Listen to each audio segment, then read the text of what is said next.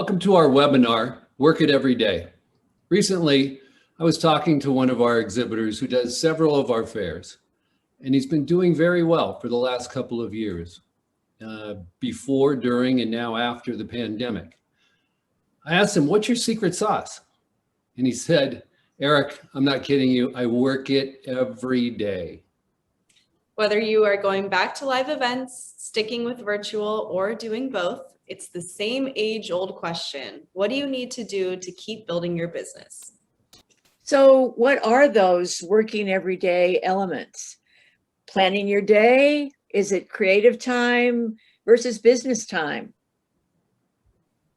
Or is it connecting with potential clients and known collectors, making calls, sending out newsletters, sending emails, postcards, and thank you cards?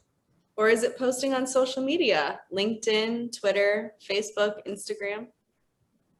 Or planning for live events, open studios, gallery openings, art fairs, all of that. We were wondering too, so we interviewed several artists to find out more. Let's see what they have to say.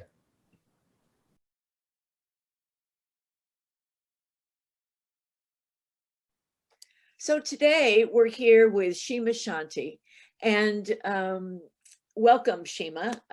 We're so glad to have a chance to chat with you. Shima is an encaustic artist, absolutely amazing pieces, and I see one of them there behind you. And she does several of the Redwood Art Group fairs across the country. And what Hannah and I really want to get into today with you, Shima, is how you work it. This whole webinar is about working it every day. So besides your involvement in live events, and I know you've already been out on the road doing some live events, and some of the Redwood fairs coming up you'll be involved in, but how do you continue to sell your work when you're not at a live event? Well, art business, being an artist, making the art is such a small piece of the pie. There's so much that goes on to doing the art and doing the business. So my business is based on five essential pieces. The art fairs and the design shows are my key. All my sales, all my marketing, almost everything is generated. So that's really my foundation. But I also really rely on a really good website, direct communication versus social media, and a good archival system, and gallery representation. So those are the 5 things that I focus on building my business, and how I've achieved some pretty good success since I started. The art fairs and design shows, you can't judge them by the show. There's so many intangible benefits that you receive from being at a show, and you cannot be a successful artist in the studio. You have to be in the studio to make the art, but the success comes from being out in the world, and that's through the fairs. What it does, of course, you have direct sales, and those are always the things that keep you going and keep you excited and make it such a great show when you're there. But really, it's the things after the show and during the show that aren't sales related. It's one of the few places that artists can meet gallerists and seek gallery representation. It's a place where you don't have to cold call, and we all, none of us like to cold call. So when you're in an art fair, people are coming to you. If they're interested in you, so you've already overcome that cold call and that whole hesitancy. So that's really important because it's an immediate engagement. It's where I develop my contact list. I really believe in direct contact. I'm not great at social media. I do it because I think I should, but I get my benefit from email and then from things after that. I've collected 1,500 email contacts from the shows that I've done, and Redwood has been really the base of all my shows. That's where I got my start, and I've stayed with them, and I've got 1,500 contacts. Each one of those contacts in my email list is someone I've personally met. I've personally collected their card or asked for their email address. So I know that we've had a touch point. It's not just sending out things and hoping someone sees it and likes it. I use my, I'll just ramble. I use my direct mail contact through MailChimp, and I send out a weekly newsletter. It's short, it's sweet, it has a quote, it has my new artwork, and it has links to my website and to my artwork archive catalog system. So, and I just do that, I do it every week.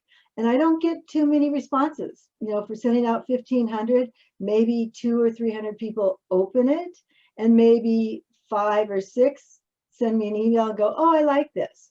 But the results of it come out of the blue, and I've had continual direct sales from sending this thing out to the ethers. So direct communication is important to me. And then the archival system, you have to have a way to catalog and inventory and know what art is going to this show and what art is going to that show and how to curate and photographs. And so I use Artwork Archive. There's a few really good archival systems, but I started with that. I love it, and it does everything. I mean, I can, if you want to see something, I can go to Artwork Archive and I can send you this professional portfolio page, email or hard copy or download, and people can see immediately what they're interested in or things similar to what they're interested in. So that's how I communicate with my people when they contact me. And then the last thing that's really important to me in my 5 business essentials is the gallery representation. And again, it leads to the art shows to meet the gallerists who are interested in representing you. I've sent so many cold calls to galleries and submittal letters and never even get a response. But when I'm at the shows and someone sees me and they come in and they're interested, I have a direct contact.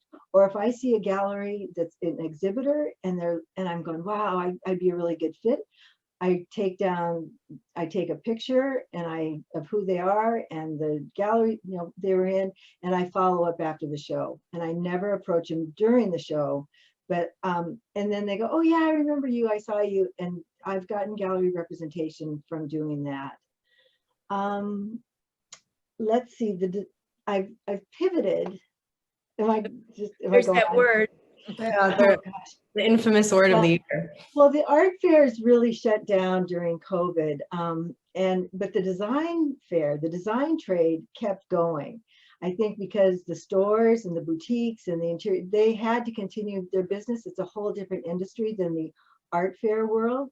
So I started adding design shows to my travel and my portfolio.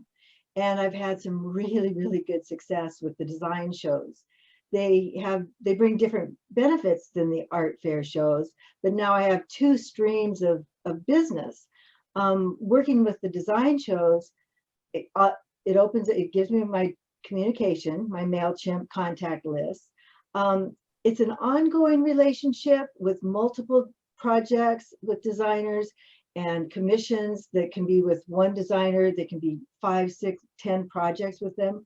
Where at the art fairs, you're meeting a collector, and you may, you know, it's more of a long term, and it's a different type of client.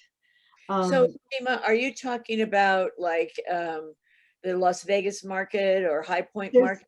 There's 4 major markets in the United States that deal to designers and get the gift market, the home decor places and the furniture stores. Like Dallas High market. Point, yeah. So High Point is the biggest design, where it's just interior designers. And then the Las Vegas market is really a gift market, and good for artists who are selling things that aren't high end, more of a giftable fine art. There's Dallas, which is really, I think, the up and coming and the happening place for the designers. And then there's Atlanta, which is like Las Vegas. It's a established gift market. You get tens of thousands of people walking through, but it's quantity, not quality for us as artists. So you have to really kind of pick through all the chatter. The art fairs are really where we want to be as artists, because that's where we're going to get the recognition and the credibility, and we're really going to define ourselves as contemporary fine artists. The design market is great if you're in the business of selling art, you're prolific enough to create the art, and you're willing to sell it at wholesale, which is like having a gallery represent you. The other good thing about the art shows and the design fairs is you meet influencers. You know, there's people walking around, especially in the design trade, I notice more than the galleries, but there's these celebrities, they're on TV, they have their TV shows, they're, Oprah's creative director, and they walk the shows looking for something new and exciting. And there's not a lot of artists in this design market. So it's a perfect opportunity to get in. There's really just a handful of us. And so because we're so unique and we're not the same, there's a huge draw, and people are so interested in original fine art. So I think it's going to be a beautiful complement to my fine art fairs. So you're going to meet influencers, just like you'll meet gallerists at the art fairs. And then there's a lot of media and publishers. So I've gotten feature articles in magazines.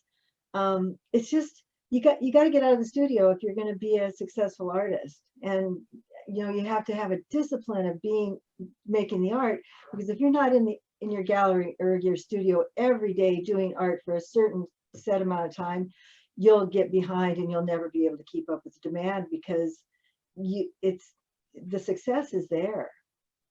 Hannah, I don't know about you, but I'm wondering, what does Shima's typical day look like? I know. Well, it's, I've created this perfect lifestyle. I mean, I just pinch myself all the time. I'm so blessed. I've got the solitude and the contemplation of being in my studio and just doing the art and just letting it flow. And then I have that chunks of time, like weeks. And then I go out and do the shows and come back and have a couple weeks at home and go back and do the shows. The show season's heating up, so it's going to be a lot of travel. But thankfully, we had that COVID year, so I accumulated some inventory. But my day is, I get up, I'm very disciplined. I get up at 5 o'clock. I'm in the studio at 5 o'clock every morning. And between 5 and 8 or 9 o'clock, I paint. And I do it without any distraction. No email, no telephone, sometimes music, sometimes just total silence. But it's really my time to connect to my spirit and to just kind of be in that contemplative mode. And it sets the tone for my day. And I find that if for some reason I distract myself and, I got to go check something, or I got to do this, I lose the ability to create really beautiful art.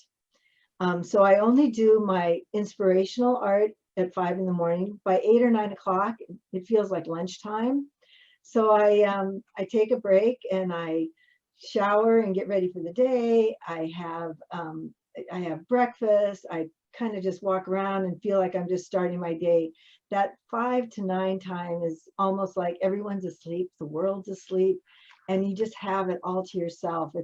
It's a precious time if you can adjust your schedule to enjoy it. Then I start my business day, and it's usually 6 to 8 hours of business at my desk and my computer after I do my art. And there's so many things that we have to do as an artist. We have to source the shows, we have to apply to the shows, get the contracts for the shows, then do all the travel. And then when we're traveling outside of our location where we can't drive somewhere, now we're having to work on all the shipping and the crating and the freighting. And whoa, that is just like, it's a lot of, we call it tuition. All our mistakes are tuition. Um, and then, so there's all the getting the shows lined up for the year, and I'm already planning into 2022. And then you have to be the travel agent. You have to keep your supplies and inventory, set up so that when you're ready to ship something, you've got the right crates and boxes, and you've got the right enough paint to do the painting and cradle boards. I buy my supplies in bulk. I get my cradle boards out of Montreal, Quebec, and a pallet at a time. I buy 50 pounds of beeswax medium at a time, and now I think it's going to increase to 100 pounds. So it's really being prepared and just thinking so far ahead, so that when you get that big opportunity, you don't go, oh, I can't do it because I'm missing a part. There's a lot of manual labor in being an artist, and there's all the administration with the marketing. Hannah, you know this. It's and Linda, it's having a good archival system, having good photography, having organization, being able to go to a piece of artwork and seeing exactly where it is and where it's been and what shows it's been in and who purchased it and when they purchased. I mean, without artwork archive, I don't think there's any way to be a successful artist. I mean, there's just no way. I think that's a really good tip, because I do think that that's one of the things, especially as an artist gets more and more established, one of the things that you always want to be able to refer to with a particular piece of artwork is its provenance. Yes. Where it's been and who's reacted to it. And, it was at this show, and the program director from Oprah was so interested in it. All of those kinds of things really feed the story of the piece of artwork, and there's only one of them. And well, and it increases. And Mr. Collector, don't you think you need to be the next step in the provenance of this piece? It increases the value. I mean, I have a piece that I was privileged to show at the Monaco Yacht Show, and Prince Albert was there, and he happened to be, his back was to my art, but I have a picture of my art with a picture of him, and I was at a show that he was at. That created a provenance for me that allowed me to increase the value. And Linda, you'll remember this, because my very first show was Redwood Art Group in October of 2018. Yes, and that was my first foray into the fine art world, and I was selling my artwork for $900, and that was huge for me, because I was selling little giftable fine art for $29, $59, and $79 wholesale. So it was like a huge leap. Well, fast forward and discount the COVID year, my artwork is selling now for $5,000, and it's because of the organization, the provenance, the showing at show after show, and every time a gallery increases the price, I get to follow suit and increase the price. Or every time you can't just willy-nilly, sell your artwork for whatever you want. There's got to be a logic to it, I think. Otherwise, I would feel so guilty of asking these prices, because I'd have nothing to base it on. So, yeah. This has been absolutely terrific, and I can't wait to see you again at I guess the next time will be Art San Diego, right? In Brooklyn? No, I'm going to go to I'm going to Spectrum. Awesome. Brooklyn. Okay, Yeah. Spectrum Brooklyn. Yeah, I think you are the perfect example of an artist that works it every day. I think a lot of people think of artists as just kind of waking up in the morning and painting until they go to sleep, but it's so much more than that. And I think you gave everyone such great insight on, a typical day and exactly what you have to do to be successful. It's a real job. I mean, it's an 8-hour job of administration on top of your 4 or 5 hours of painting, and then your travel, and that's why you just have to love it. You have to be passionate about it, which is why I've discounted some of the things I don't include in my work at day, because I don't have an interest in them. So it's like, I'm not going to do something that I don't totally love, or I won't do a good job at it, and it won't bring me any success. So I would say pick the things you love to do and then build your business on that. But you have to get out there, you have to be organized, and you have to make art. All right. Well, with that, thank you.